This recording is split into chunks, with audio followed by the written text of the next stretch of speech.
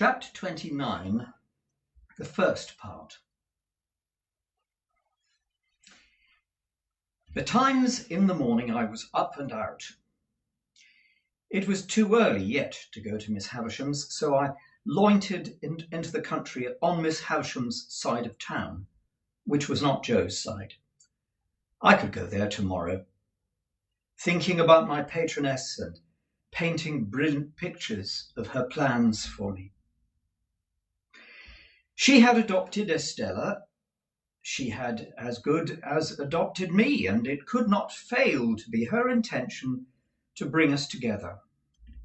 She reserved it for me, to restore the desolate house, admit the sunshine into the dark rooms, set the clocks a-going and the cold hearths a-blazing, tear down the cobwebs, destroy the vermin, in short, to do all the shining deeds of the young knight of romance and marry the princess.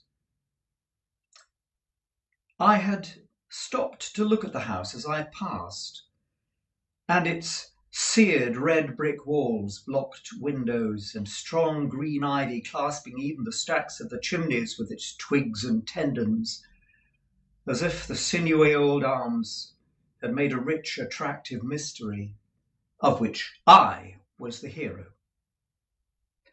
Estella was the inspiration of it, and heart of it, of course. But though she had taken strong possession of me, though my fancy and my hope were so set upon her, though her influence on my boyish life and character had been all-powerful, I did not, even that romantic morning, invest her with any attributes save those she possessed. I mention this in this place, of a fixed purpose, because it is the clue by which I am to be followed into my poor labyrinth. According to my experience, the conventional notion of a lover cannot always be true. The unqualified truth is that when I loved Estella, I loved her with the love of a man. I loved her simply because I found her irresistible. Once for all, I knew my sorrow, often and often, if not always, that I loved her against reason, against promise, against peace, against hope, against happiness, against all discouragement that could be. Once for all. I loved her none the less because I knew it, and it had no more influence in restraining me than if I had devoutly believed her to be human perfection. I so shaped out my walk as to arrive at the gate at my old time. When I had rung the bell with an unsteady hand, I turned my back upon the gate while I tried to get my breath and keep the beating of my heart moderately quiet. I heard the side door open and steps come across the courtyard, but I pretended not to hear, even when the gate swung on its rusty hinges. Being at last touched on the shoulder, I started and turned. I started more naturally then to find myself confronted by a man in a sober, grey dress. The last man I should have expected to see in that place as porter at Miss Havisham's door. It was Orlick. Orlick, I said. Ah, young master, there's more changes than yours, but come in, come in. It's supposed to be my orders to hold the gate open. I entered, and he swung it and locked it behind me and took the key out. Yes, said he, facing round after doggedly preceding their footsteps towards the house. Here I am. How did you come here? I came here, he retorted, on my legs. I had my box brought alongside me in a barrow. Are you here for good? Well, I ain't here for harm, young master, I suppose. I wasn't so sure of that. I had leisure to entertain the retort in my mind, which he slowly lifted his glance from the pavement up to my legs and arms, to my face. "Then you have left the forge," I said. "Do this look like a forge?" replied Orlick, sending his glance all around him with an air of inquiry. "No. Do it look like it?" I asked him how long he'd left Gargery's forge. "One day is like another here," he replied.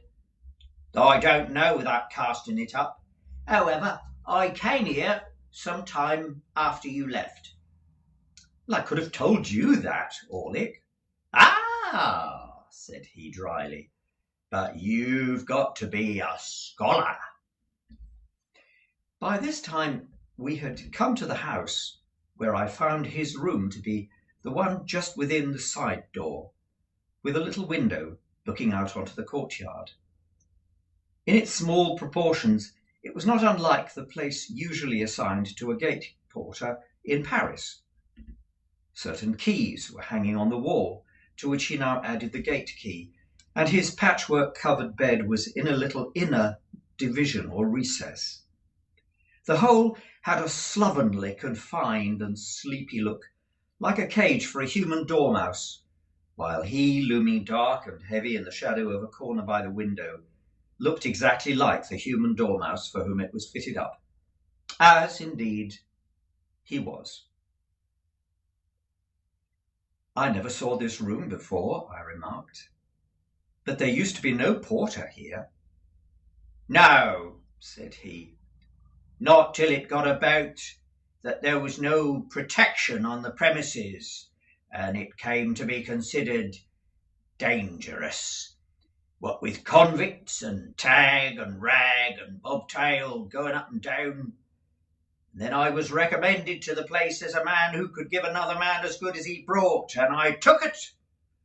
It's easier than bellowsing and hammering. That's loaded, that is." My eyes caught the sight of a gun with a brass-bound stock over the chimney-piece, and his eyes had followed mine. "Yes, that's loaded." "Well," said I, not desirous of more conversation, "shall I go up to Miss Havisham?" "Burn me if I know," he retorted, first stretching himself and then shaking himself. "My orders ends here, young master. I give here this here bell a rap with this here hammer, and you go along to the passage until you meet somebody."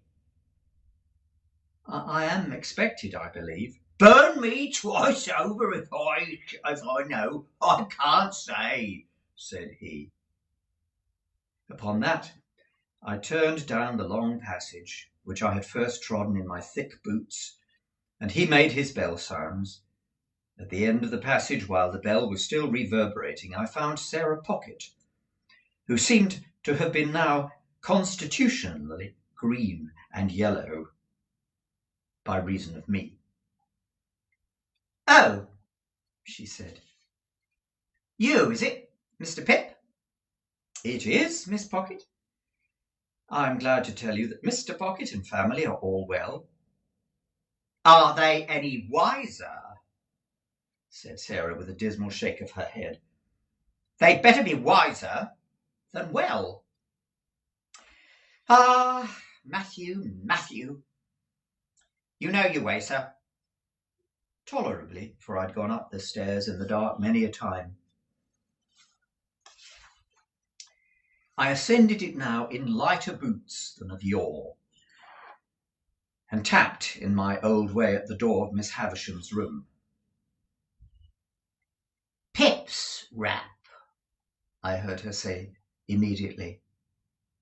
"Come in, Pip."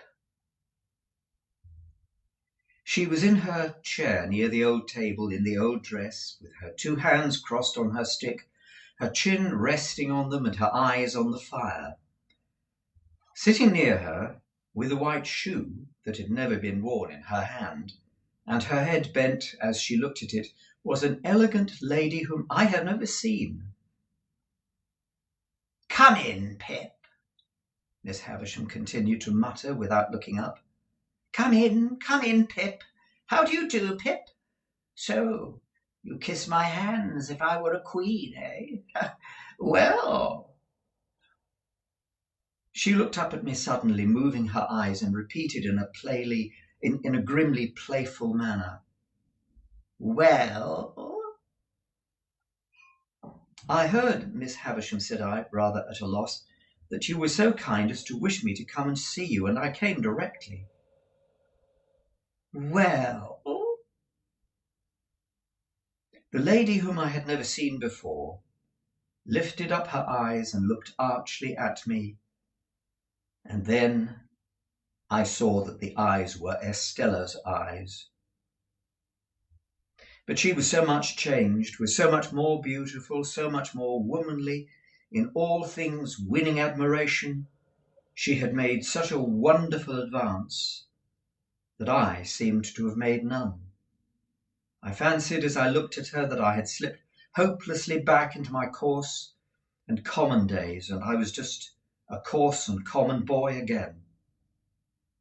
Oh, the sense of distance and disparity that came upon me, and the inaccessibility that came about her. She gave me her hand. I stammered something about the pleasure that I felt in seeing her again, and about having looked forward to it for a long, long time.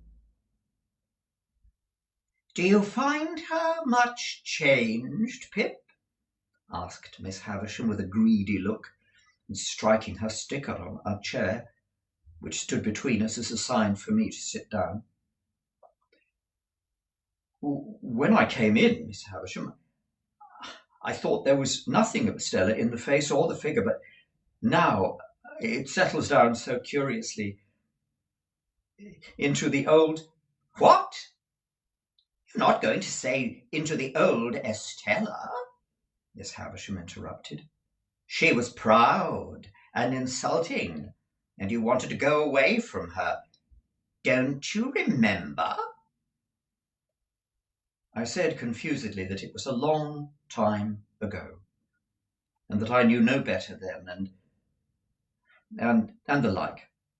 Estella smiled with perfect composure, and said she had no doubt of my being quite right, and of her being very disagreeable. "Is he changed?" Miss Havisham asked her. "Very much," said Estella, looking at me. "Less coarse and common?" said Miss Havisham, playing with Estella's hair. Estella laughed and looked at the shoe in her hand, and laughed again, and looked at me and put the shoe down. She treated me as a boy still, but she lured me on. We sat in the dreamy room among the old strange influences which had so wrought upon me, and I learnt that she'd but recently come home from France, and that she was going back to London. Proud and wilful as of old, she had brought these qualities into such subjection to her beauty that it was impossible and out of nature, or I thought so, to separate them from her beauty. It was settled that I should stay there all the rest of the day, and return to the hotel at night, and to London tomorrow. When we had conversed for a little while, Miss Havisham sent us to walk in the neglected garden. On our coming in by and by, she said I would be there to wheel her around a little, as in times of yore. So Estella and I went out into the garden by the gate through which I had strayed to my encounter with the pale young gentleman, now Herbert. I, trembling in spirit and worshipping the very hem of her dress, she quite composed and most decidedly not worshipping the hem of mine. As we drew near to the place of the encounter, she stopped and said, I must have been a singular little creature to hide and see that fight that day. But I did, and I enjoyed it very much. You rewarded me very much. Did I? She replied in an incidental and forgetful way. I remember I entertained a great objection to your adversary, because I took it ill that he should be brought here to pester me with his company. He and I are great friends now, said I. Are you?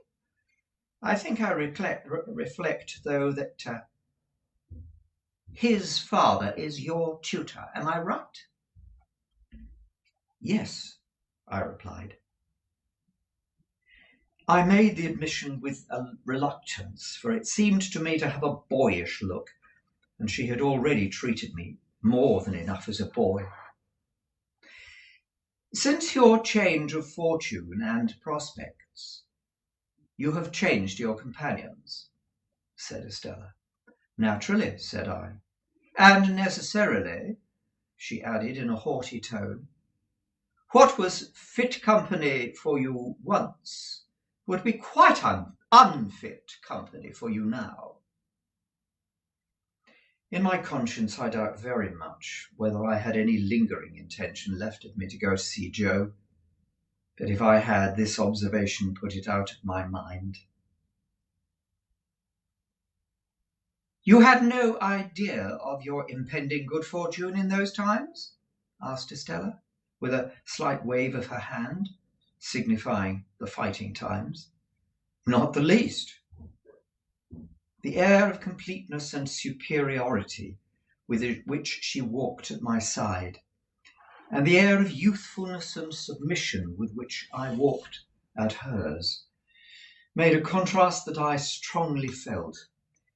It would have rankled in me more than it did if I had not regarded myself as eliciting it by being so set apart for her and assigned to her. The garden was too overgrown and rank for walking in with ease, and after we had made the round of it twice or thrice, we came out again into the brewery yard. I showed her to a nicety where I had seen her walking on the casks that first old day, and she said, with a cold and careless look in that direction, Did I? I reminded her where she came out of the house and had given me my meat and drink, and she said, I don't remember. Not remember that you made me cry, said I. No, said she, and shook her head and looked about her. I verily believe that her not remembering and not minding in the least made me cry again, inwardly, and that is the sharpest crying of all. You must know, Pip, said Estella, condescending to me as a beautiful young woman might, that I have no heart, if that is anything to do with my memory. I got through some jargon to the effect that I took the liberty of doubting that I knew better, that there could be no such beauty without a warm heart. Oh, I have a heart to be stabbed or shot in, I have no doubt, said Estella. And of course, if it ceased to beat, I should cease to be. But you know what I mean. I have no softness there, no sympathy, no sentiment, no nonsense. What was it that was borne in upon my mind when she stood still and looked attentively at me? Anything that I had seen in Miss Havisham? No. In some of her looks and gestures there was that tinge of resemblance to Miss Havisham which may often be noticed to have been acquired by children from grown-up persons with whom they had been associated and with whom they had been secluded, and which, when childhood is past, will reproduce a remarkable occasional likeness of expression between faces that are otherwise quite different. And yet I could not trace this to Miss Havisham. I looked again, and though she was still looking at me, the suggestion was gone. What was it? "I am serious, Pip," said Estella, not so much with a frown, for her brow was smooth, as with a darkening of her face. "If we are to be thrown much together, you had better believe it at once." "No," imperiously stopping me as I opened my lips, "I have not bestowed my tenderness anywhere. I have never had any such thing." In another moment we were in the brewery so long disused, and she pointed to the high gallery where I had seen her going out on the same first day, and told me she remembered to have been up there and to have seen me standing scared below. As my eyes followed her white hand, again the same dim suggestion that I could possibly grasp crossed me. My involuntary start occasioned her to lay her hand upon my arm. Instantly the ghost passed once more and was gone. What was it I was trying to remember? "What is the matter?" asked Estella. "Are you scared again?" "I should be, if I believed what you just said," I replied, to turn it off. "Then you don't? Well, very well. It is said whether you believe it or not. Miss Havisham will soon be expecting you at your old post, though I think that might be laid aside now with our other old belongings. Let us make one more round of the garden and then go in. Come, you shall not shed tears for my cruelty today. You shall be my page and give me your shoulder." Her handsome dress had trailed upon the ground. She held it in one hand now, and with the other lightly touched my shoulder as we walked. We walked round the ruined garden twice or thrice more, and it was all in bloom for me. If the green and yellow growth of weed in the chinks of the old wall had been the most precious flowers that ever blew, it could not have been more cherished in my remembrance as it was then.